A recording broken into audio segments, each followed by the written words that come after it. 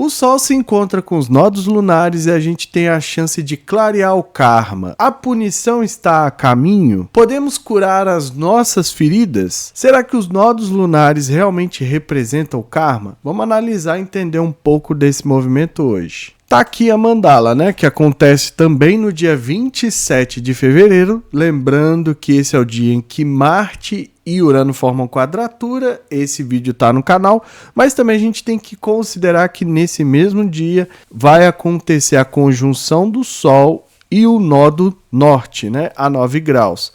Nódo norte fazendo oposição ao nódo sul. Tudo isso mais uma vez no nosso signo de peixes, né? Então, peixes é uma fase muito intensa para o pessoal desse signo. Buscar clareza, entendimento, né? Principalmente iluminar as características que a gente veio desenvolver. Nódo sul e nódo norte tem aquela coisa, né, de representar uma espécie de karma, de coisas assim que podem vir do passado. Esse vir do passado, na forma como eu uso aqui, representa as cargas que a gente deixou para trás e que a gente muitas vezes precisa lidar com elas.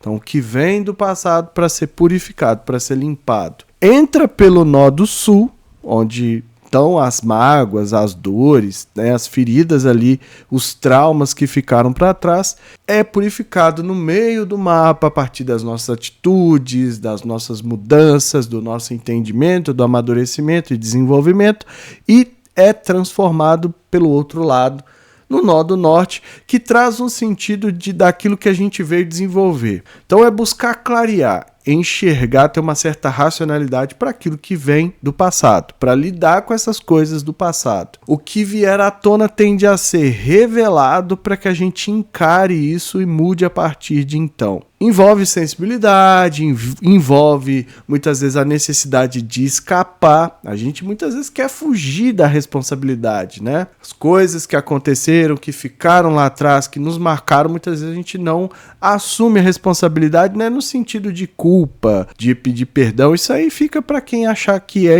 interessante. Trabalhar com culpa, trabalhar com remorso, trabalhar com essas coisas que deixam tudo muito pesado. Mas no sentido de romper com aquilo, de se responsabilizar. Eu fiz o meu melhor que eu pude lá atrás, né? Causou uma situação, seja lá qual for, mas agora eu sou uma pessoa diferente, eu amadureci, eu aprendi, eu estou aprendendo, então agora eu preciso romper com isso. Isso para mim é responsabilidade afetiva consigo mesmo, né? De você muitas vezes reconhecer as suas limitações lá de trás, porque às vezes a gente fica olhando para trás, nossa, mas eu fui tão burra, nossa, mas eu fui isso, e se julga, se culpa, né, se vitimiza ou se responsabiliza demais, o que torna tudo ainda mais pesado. O símbolo de peixes é do amor incondicional, então também indica que a gente pode, a partir desse movimento, fazer uma certa limpeza, né?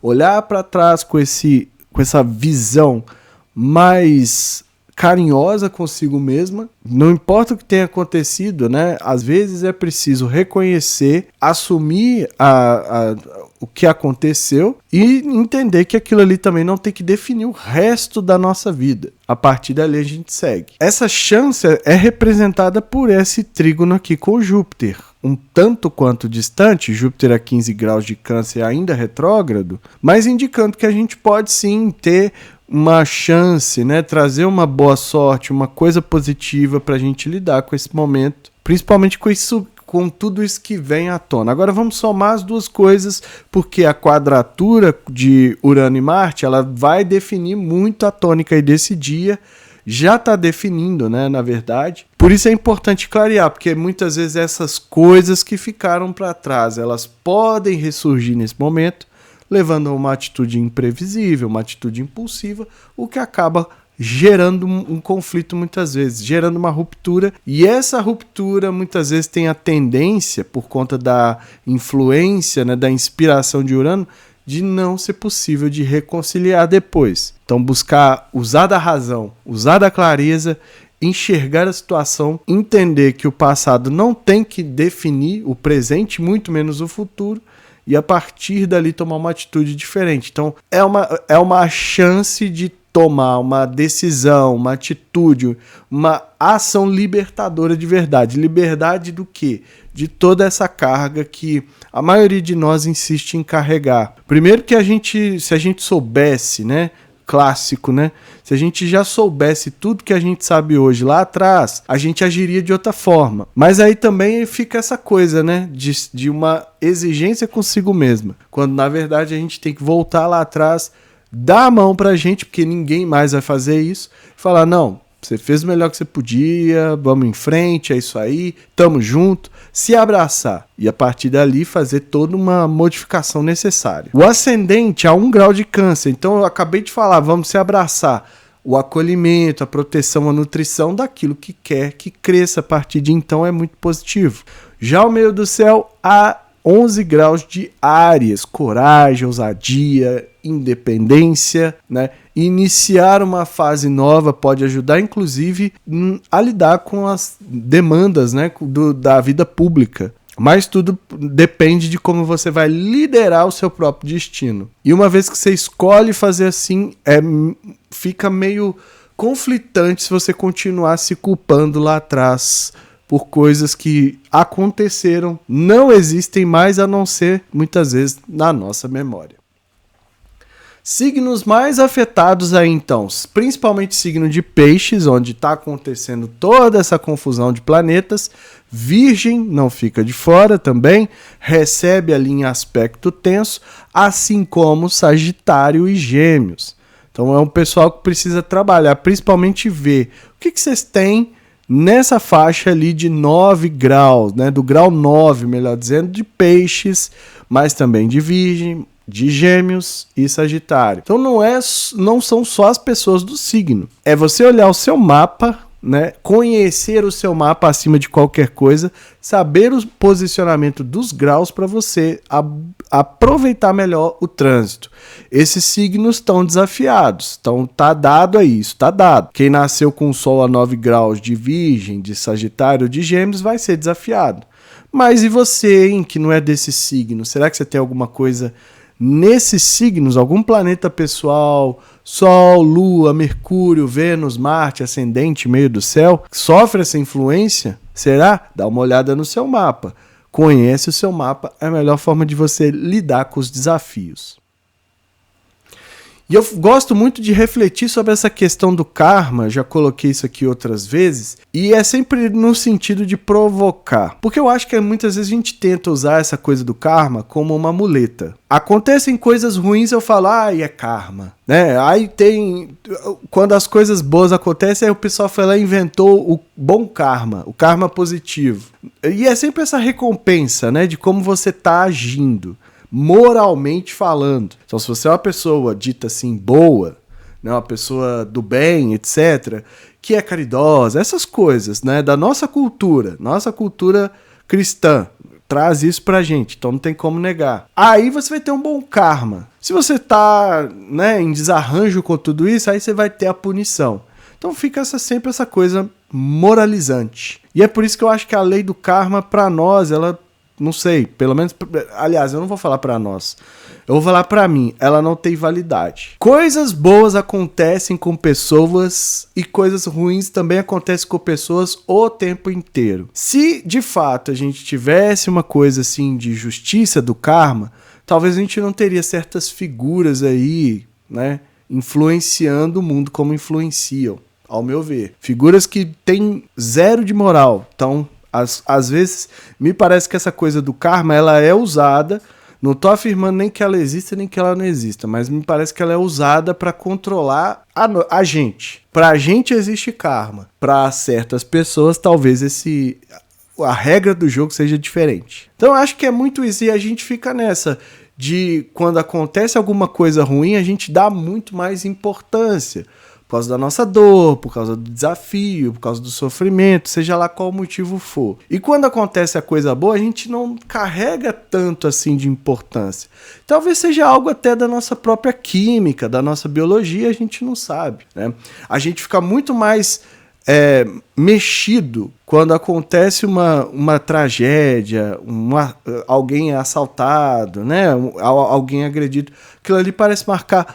O que eu quero dizer é o seguinte, os eventos negativos parecem marcar a gente muito mais do que os positivos. E aí, o que sustenta toda essa ideia, né, do karma, pelo menos aqui pra gente no Brasil. E eu tenho vídeo falando sobre isso, hein, os nodos lunares. Será que eles representam o karma? Tá aqui, ó, para quem quiser assistir e entender um pouco mais. Mas vai com a visão aberta, né? Porque a gente entrou muito nessa questão do karma.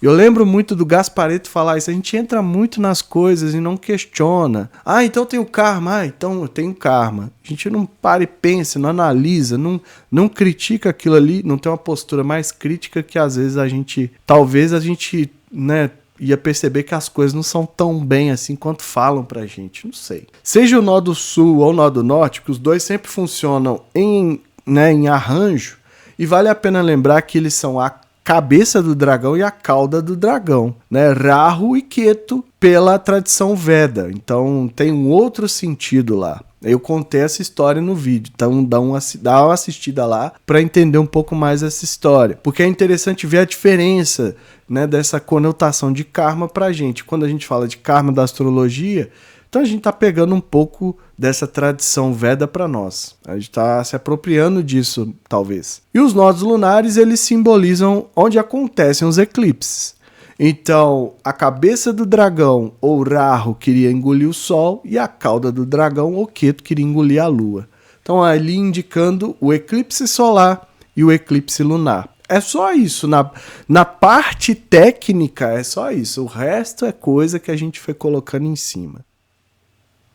Quem tem Sol em aspecto com os nodos lunares no mapa astral, então está muito ligado a essa questão das coisas do passado. É uma pessoa que pode ser muito marcada por eventos traumáticos, que muitas vezes dificultam a essência dessa pessoa e que moldam a essência dessa pessoa. Aquilo que acontece tem uma força muito grande, então tende a impactar muito. No sentido também de desenvolver a sua própria essência, o seu eu interior, suas características, seus dons, seus talentos, suas habilidades, suas potencialidades. Muito mexido por essas questões do passado, mas também por aquilo que vai um dia ser, que é a questão do desenvolvimento futuro. Por isso é interessante entender a dinâmica no mapa e como isso pode influenciar, porque às vezes são pessoas em que acontece, né, aquilo que acontece marca tanto e sempre há um retorno daquilo ali. Parece que a pessoa vive uma espiral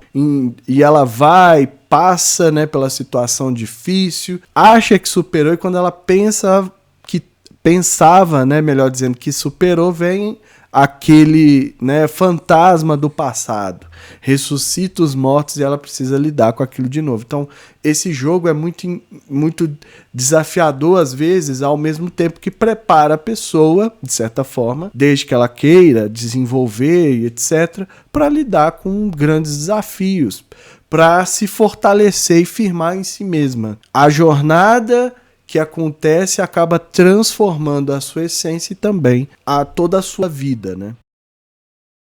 Coletivamente a gente vai ver as coisas do passado sendo trabalhadas, né, sendo clareadas. Então aquilo que estava oculto vem à tona geralmente, com um ar mais racional, ainda que esteja no signo de Peixes, que tem um foco também bem sentimental, né?